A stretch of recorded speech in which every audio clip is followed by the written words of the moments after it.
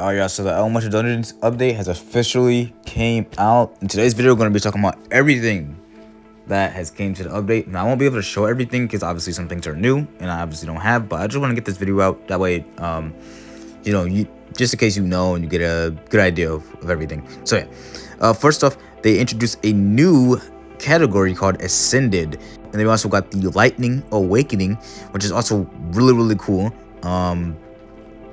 So yeah, lightning might be up there. I haven't tried it out, but I will showcase it once I get it. But also there are some new codes, so be sure to put these codes in. I'll be sure to put them on the screen because these codes might give you some double XP gems or something really good. Who knows? Also, one cool thing, they ended up adding the OG raids back. Well, I guess you could say dungeon raids. And also they have something cool right here called the merchant shop, the raid merchant shop.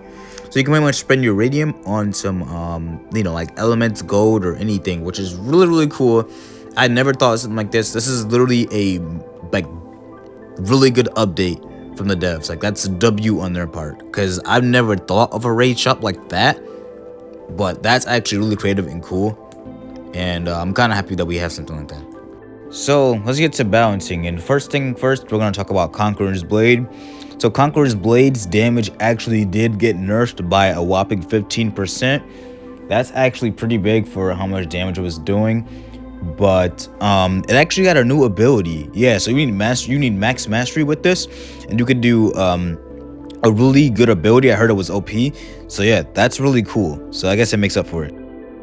All right, now let's talk about Infinity. I'm sure most people were waiting on this one. So Infinity has got pretty good buff. I won't lie. I don't know why I expected more. Like, I thought it was gonna be something heavy, which is, this is still really big. But as you can see, I'm doing 20% more damage with my first ability, 20% more damage with my second ability, which is Collapsing Blue.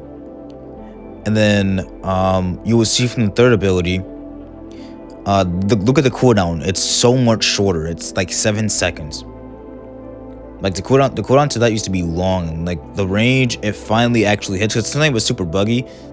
But now for like the big move, the collapsing or the reversal blue, look how long this lasts. Like, oh my goodness, this lasts so long, and by the time it's done, you have it back. So it's kind of like Galaxy's black hole, where you just don't really get rid of it. You just always have it on you. And like, here's the thing about this one, you actually move with it, unlike Galaxy's black hole.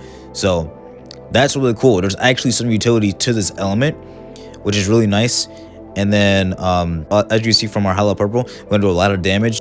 So from our Hollow Purple, we're doing 700,000 damage. So all the moves basically got buffed by 20%, and it increased the duration of the maximum blue output and the cooldown to the maximum red output. So yeah, that's really interesting. Solar also got a pretty big buff. So as you can see, like, none of the other abilities really changed, but the Solar Drive is doing so much more damage. I'm doing like 89,000 damage, and I'm only mastery 370. Like, what the heck? So imagine I was max mastery. Solar Nova also got its cooldown reduced, so that's actually pretty cool. Solar actually might be worth grinding, for me at least. Next up, we have Krampus, and it's kind of got a pretty small buff. So pretty much, whenever you use your Frost Nova burst, you get 50% damage reduction. I've been asking for this for so long, and I'm so glad they put this, because the range to it was so short. So how are you ever gonna get in sword range? Like, that's kind of what that ability was for. But now we finally got it, so that's actually a really good buff. I know a lot of y'all might skip past this one, but Ice actually had a pretty decent buff. Like, I get it, it's just Ice, and like, I'm not even max mastery with it, but the cooldown to the Glacier attack is actually only 4 seconds, which is like pretty dang good. And then as well as the Absolute Zero ability, the cooldown has been reduced to 16 seconds. I think it used to be like 20 or 30 or something like that. It was just like so long, but it's pretty good, I'm not gonna lie. Alright, this one is low-key my favorite buff. I feel like besides Infinity, of course, I feel like this right here was just like the golden of them all. So Kitsune's buff pretty much allows you to have a faster M1 cooldown, so you can use your M1 even more, and then also you gain your furry meter with your M1 ability. So like the more you hit it, like the more it goes up. So honestly, like you can get this against bosses. Like it's generally gonna be that good. So now Kitsune can basically like handle bosses, especially if a corrupted version. Now obviously it won't do as good as like Reaper or something, but it can still handle it pretty dang well. Now for Phantom, it actually took a slight hit to its damage and its transformation. So instead of double damage, it's only going to be doing like 65% more damage, which isn't bad. So that means it's still better than it was like prior to the buff, but just not on the level of that buff, especially considering swords also got nerfed. Though they got a new ability, I just don't know if it works with Phantom because I haven't seen that ability yet. So yeah, at least it now gives 15% damage reduction in its transformation. And for the step ability, I believe it only gives 40% damage reduction now.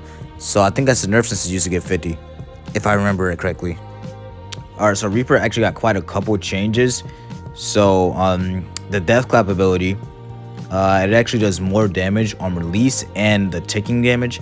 So that's pretty good, but at the same time, like I still don't think anyone's going to use this ability because the skeletons are just far more superior. And then also with the Death Grasps, you aren't invincible anymore.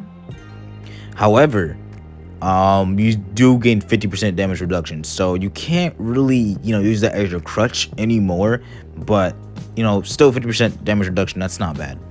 But also in your transformation, at least the awakened transformation, you get 2.5% health lifesteal each time you hit with your M1. So that's actually pretty good. And as usual, we have another pass called the Lightning Pass. And as you can see, we have a Thunderblade right here, which looks really nice. We got a bunch of gems, gold, some stat refunds, a new title called Thunderborn, which that's actually pretty cool. Like kind of like Thunderstorm, but Thunderborn. I like what they did there.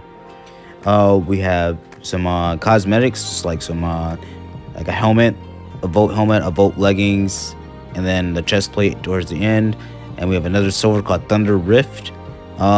Not as much as we've seen before, but definitely pretty good pass. Definitely a lot of gems and gold. But yeah, that's it for the pass.